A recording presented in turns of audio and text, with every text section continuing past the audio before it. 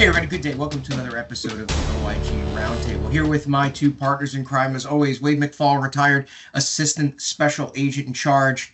You were an assistant to the assistant manager, or were you the assistant director? If you've never watched The Office, you need to watch The Office so you can understand that. Wade is now a manager on our SIU investigative team. And of course, Matt Kachansky, who apparently is in an igloo in his basement working because it is chilly in Maryland. Matt, retired special agent in charge from the OIG, the retired Northeast UPIC director, and our program director here of our payment integrity team. So today we want to follow up on the conversation that we had last week regarding provider abrasion from the investigative perspective and then from that negotiation perspective. I had an interesting conversation the other day with someone who is an SIU investigator at a small plan. I think she may have been only one or two investigators at that plan. So a lot of responsibilities in the government, Medicare Advantage, and commercial Medicaid space, a couple of different lines of business. But while I was chatting with her, she referenced the fact that she had tuned into our podcast from last week.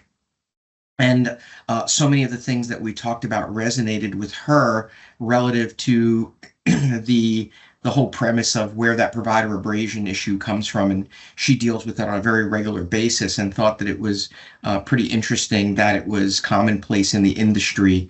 And so we wanted to kind of follow up on that because the piece of the puzzle that we wound up having a conversation about was where in the provider abrasion continuum, does it start? And, as we talked about last week, we talked about the intersection of the need of the SIU to obtain medical records and do those reviews and then identify the overpayment and then negotiate a settlement if there is an overpayment to be made, if there is a settlement to be made, where we're not talking about necessarily an appeal or anything like that. And, one of the biggest things that had come out of that conversation was this ongoing discussion. I thought we had beaten this horse dead, but apparently not, is this ongoing discussion about your methodology for sampling and having sound methodology principles for obtaining records. And the big thing we always talk about is probe sampling, statistically valid random sampling, or if you look at the Program Integrity Manual, Chapter 8, they talk about SSOE, which is statistical sampling and overpayment estimation. And part of this is having a staff or having access to people who understand this. If you don't have a statistician on staff, it's having access to a statistician. We have a master's level CMS trained biostatistician here. We have a PhD level statistician here who comes from MIT and Yale and is a mathematician, statistician, and understands a lot of these. And that's a lot of the work that when we're doing a lot of these, we're spending time working on methodologies. So Wade, the first piece, because you've got rat stats on your laptop, you're ingesting billing data, you're running rat stats for sampling, and the big thing is at the end of the day, from an investigative planning perspective, you have to think in terms of, as part of your investigative process, is it better to do a probe sample of 30? Is it better to do a statistical sample, which minimum data set is 100, but it's typically more depending upon that universe? Should it be stratified? And we don't want to even get into the vernacular of what stratifying a sample is and, different ways of calculating that methodology. But understanding that when a provider appeals on a statistical sample, there's two areas of attack. The first place that a defense attorney will attack is going to be the methodology. And then the second part, if the methodology has been proven to be accurate, is going to be the review itself. Because if you've come up with an error rate that's extrapolated, you only need to find one claim that you have a disagreement with. It's a little bit like a jury trial, right? The government needs to have everybody on one side. A defense attorney only needs to convince one person. It's a similar thing in statistical sampling.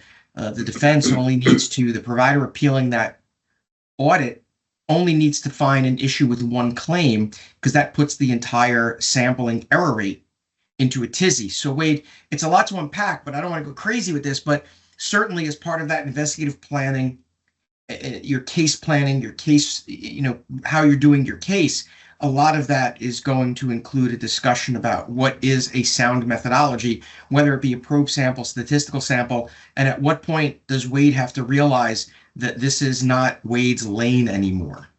Right.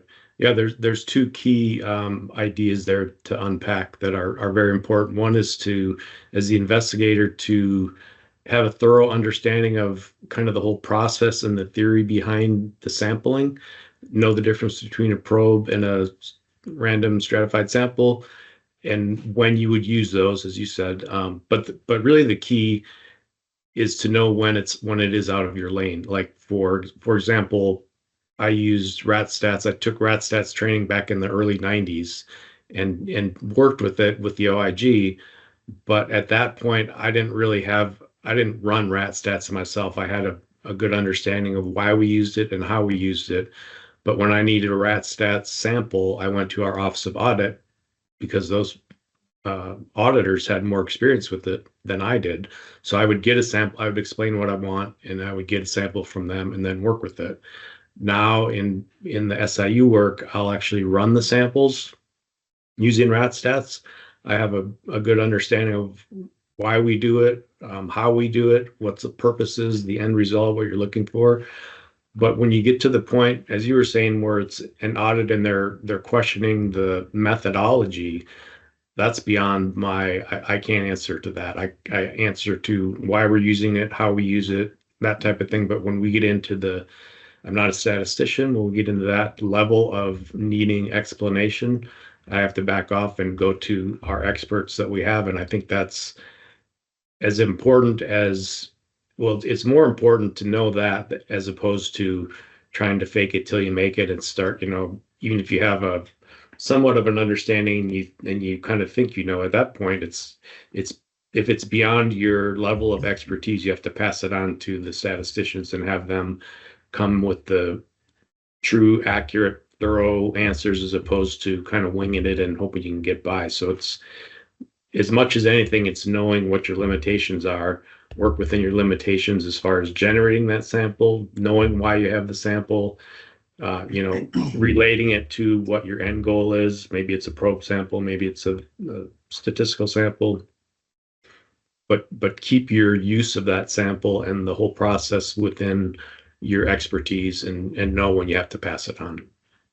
Yeah, and the other piece of this puzzle is making sure that when and if the time comes to have to explain it, that if you're not the right person, that you, whoever it may be, has access to the right person to be able to explain it. So, because at the end of the day, on an appeal, there's going to be a challenge to that methodology in some cases. And so it is important to be able to explain it if that methodology is in fact challenged versus the results of the audit. So yeah, you can't just kind of, can't kind of wing it, right?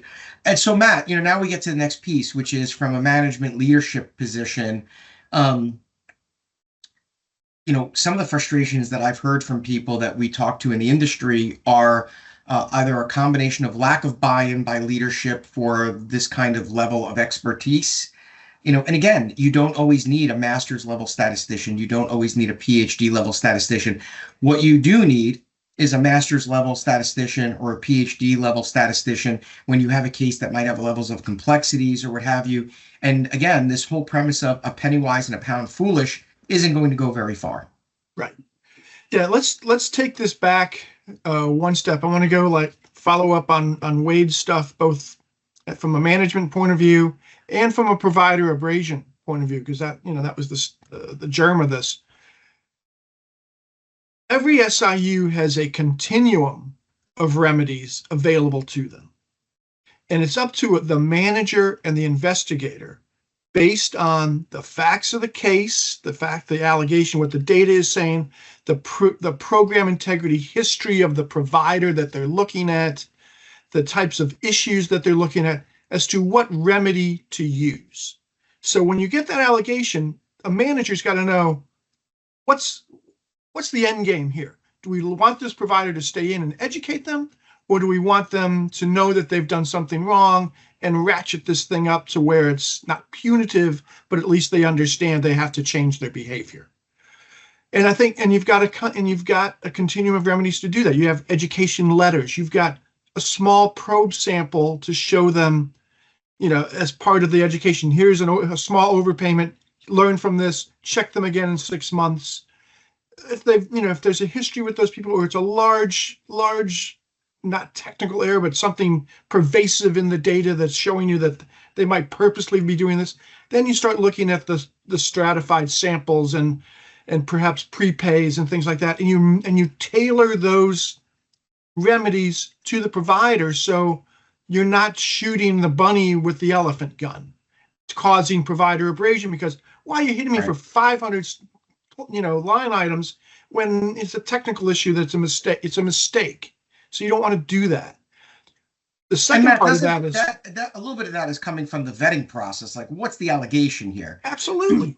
My other question, Matt, is what do you think about the premise of that if the case is above a certain dollar amount or below a certain dollar amount, that's going to be a driving factor about whether you're doing probe sampling or statistical sampling? If you're talking about a case of a couple $100,000, does a statistical sample make sense versus a case that could be, 3, 4, 5, whatever that number is, something, $1 billion, whatever it may be. Yeah, the dollars play into it. The length of time it's been going on play into it. All of those are factors. And as a manager, you've got to work with the investigators on your staff on how to look at those factors to make those decisions together.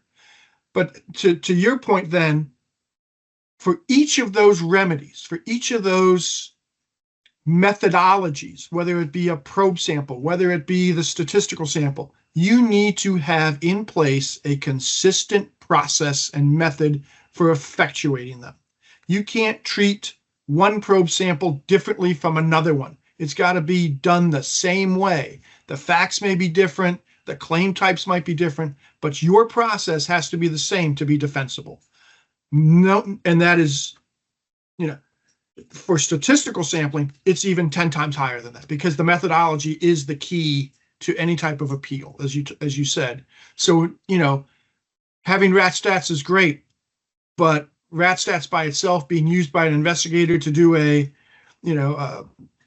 complex multi-frame stratified sample, no way. You need to have available the people that know how to do those things, and people that know how to defend those things in front of the ALJ or whatever avenue it might take. Those things are absolutely necessary. So you need consistency, you need policies and procedures in place, and you need the personnel, even fractionally, that can handle those things when they're needed, so that at the end, the appropriate remedy was done, it was done well, it's defensible, and the provider perhaps then understands why they're in the situation they are, thus, perhaps lowering that abrasion just because they're sick of being, the aggrieved party, showing them you did something wrong and we did it the right way. And part of this is also the fact that if there is a challenge, you've got to have the right people available to provide the commentary. To do this and then not have the people on the back end to provide the commentary. And I think, for your lower level rat stats analyses, where, it's a pretty straightforward, it's a 1-year period of time, where rat stats is kind of self-explanatory on that. But, when you start getting into these cases that could be multi-year, multi-million-dollar, where you're starting to get a little bit more complicated in how that statistical sampling is being different done. Policies were in effect throughout those years. So those are different frames each way. There's so many things you could take into account. It becomes a big challenge, and it becomes a metric that you've got to consider. Particularly because when a provider is seeking to appeal, and oftentimes I think, where I've sat in and some of us have sat in on some of these meetings with providers, is it's not even necessarily to challenge, it's to understand. I mean, I think last week I was on a call with a provider where the provider just wanted to understand, how did I get to the point where I owe $500,000 or whatever that number was? How did I get to, I don't understand. How do I owe, didn't understand it. Like, doctors practice medicine. They're not always people who understand statistics or research in that sense.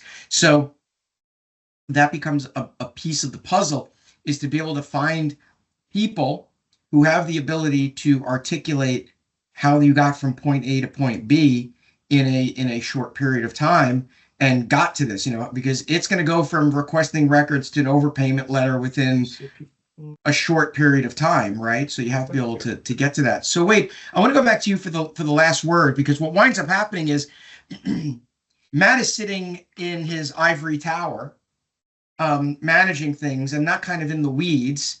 And you're the one that's doing these reviews, these investigations.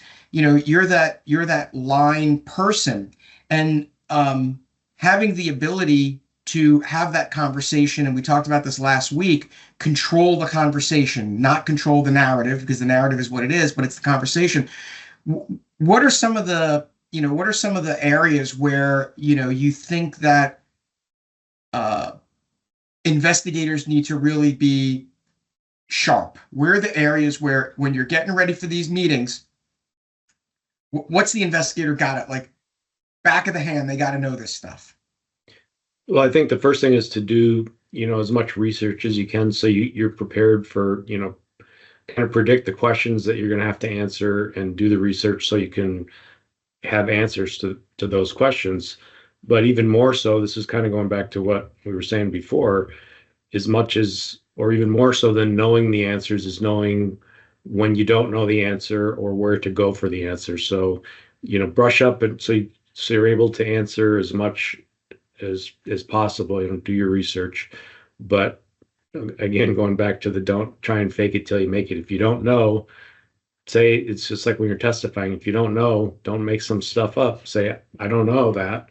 And this is, know the person to go to, whether it be your manager, the SIU director, maybe the statistician, depending on what the subject matter is. Know your limitations. Try and get your knowledge up as high as you can, and be, competent in your position, but know when it's out of your lane, and know where to go to get the correct answer, or the appropriate answer, I think, is the key. Yeah. And we recently did some training for a plan, and they were using rat stats. They've never had official or formal training on how to use it from anyone. It was like a recipe from your Nona. It was passed down from generation to generation. They had nothing in writing. Now, obviously, they had rat stats. They had the rat stats guide, but they didn't have any sort of summary document. And it was really one of these deals where they had no formal training, no official training. And besides that, the people that were using rat stats today were trained. It was like generational. So they were 3-4 layers removed from the original statistician that they had, who doesn't even exist anymore. So the plan, and it's a big plan, they didn't have a statistician even fractionally, like, on call kind of a deal. They had nothing. And they were running rat stats, and their rationale for why they didn't ever get formal training, or why they didn't have a statistician that they had access to, was because they had never had a challenge. And my response was, well, we put batteries in a flashlight in a drawer, not because we need to turn the flashlight on now, but we have fresh batteries for when we need to turn the flashlight on, right? It's a similar, it's kind of like you're being a prepper. You're hoping for the best, but preparing for the worst. And my response was, well, why don't you at least have an agreement in place and we do a ton of work for this plan, and we didn't have that as part of our line item, but we looked to put that in, was, if you never need it and you never use it, it's fine. But in case of emergency, break glass and break out statistician. It's like, you need to have somebody lined up, because what you don't want to do is be in a position where you're trying to defend the indefensible.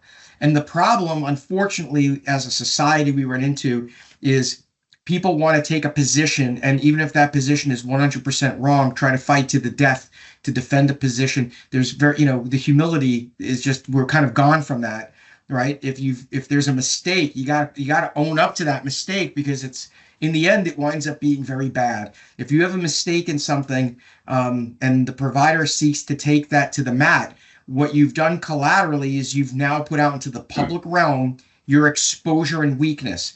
And the provider community, we know this, the provider community all speak to each other. A lot of lawyers in certain sectors of the provider community are in the same circle. You see it quite often, where the same lawyers are representing providers in the same kind of matters. And that's not a bad thing, because if the lawyer realizes that there's a problem, they're representing their client to the best interest of their client, to fix what winds up being, in some cases, a systemic problem, and not and from the plan's perspective, you can fix that by fixing whatever that problem might be. So there's a lot of challenges that are out there, but it doesn't always have to result in an inordinate cost to the plan. I think at the end of the day, if a provider has a $1 million overpayment and they want to fight it, the cost of fighting it is going to far exceed having just done the work the right way in the beginning, right? So penny wise, pound foolish, particularly with budgets being pretty flat right now in the industry. We're seeing a lot of plans laying people off, their auditors, their investigators, and they're trying to, I hate to say it, but they're trying to do more with less, which you can't do. But that becomes a piece of the puzzle. So for me, the conversation the other day was very eye-opening.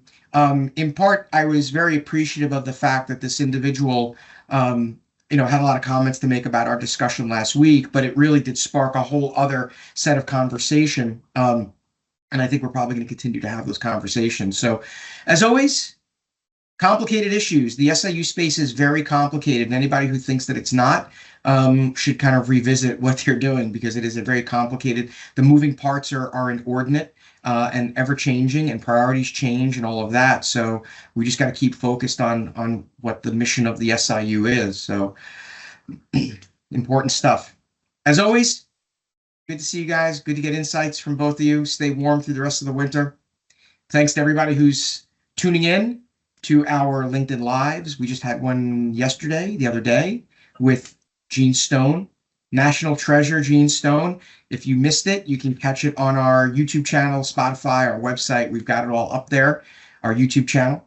And if you don't get our newsletter, you can get it from signing up. Just go to advise@health.com. You can get the newsletter delivered right to your inbox, as well as catching us on LinkedIn. You'll get each week's podcast right there in LinkedIn. So good seeing you guys. Thanks everybody for joining us, and we'll see you next week on the next OIG Roundtable. Take care, everybody. Thank you all. Thank you.